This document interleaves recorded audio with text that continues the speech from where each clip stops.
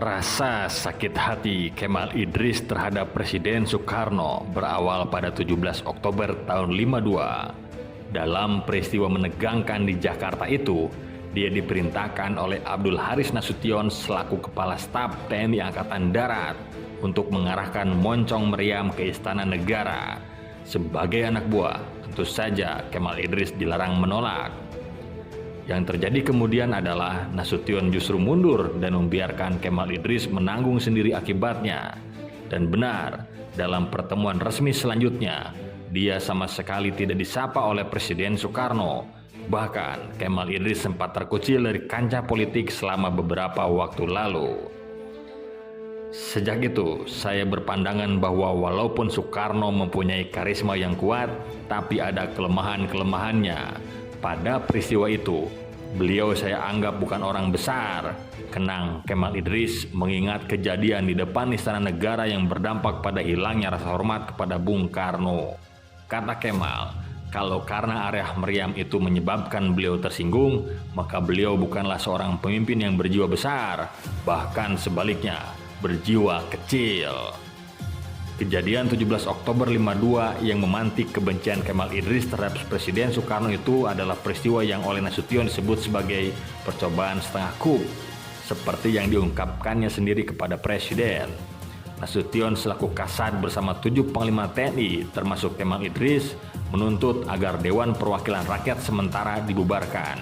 Sedangkan alasan moncong meriam dihadapkan ke arah Istana Negara adalah untuk melindungi Presiden Soekarno dari demonstrasi mahasiswa. Begitu dalih Nasution. Padahal itu sebenarnya dilakukan untuk mendesak Presiden agar segera membubarkan DPRS.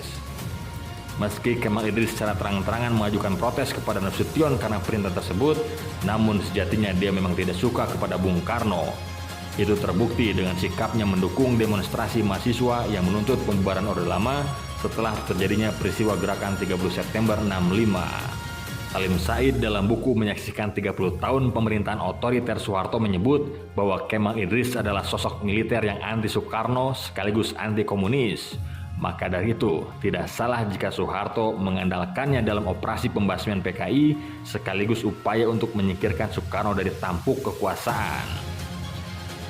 Ketika Soeharto benar-benar sudah menjadi orang nomor 1 di Republik Indonesia, sejak ditetapkan sebagai presiden pada 27 Maret 68, dia mulai khawatir orang-orang yang telah membantunya memperoleh kekuasaan tertinggi nantinya justru berbalik melawan, termasuk Kemal Idris. Soeharto paham betul siapa Kemal Idris, bagaimana riwayat hidup serta karakternya sebagai seorang pejuang berwatak pemberang, berpendirian tegas, dan tidak kenal kompromi. Keberadaan jenderal seperti Kemal Idris di Jakarta akan membahayakan kekuasaan Soeharto. Maka dimulailah rangkaian tindakan untuk membereskan Kemal Idris.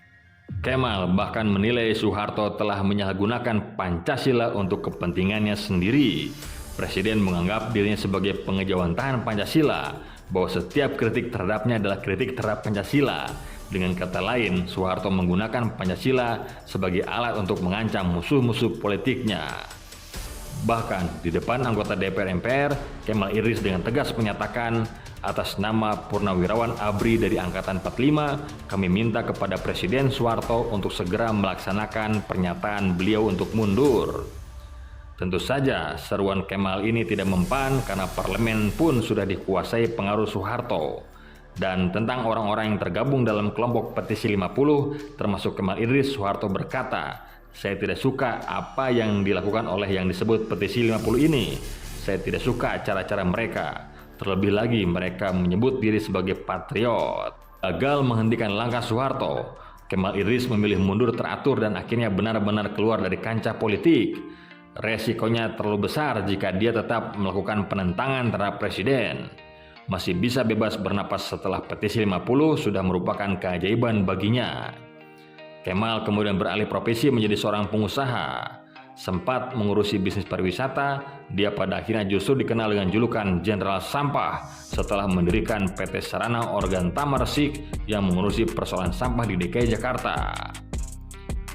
Julukan tersebut ternyata tidak membuat Kemal Idris risih, dia justru merasa bangga.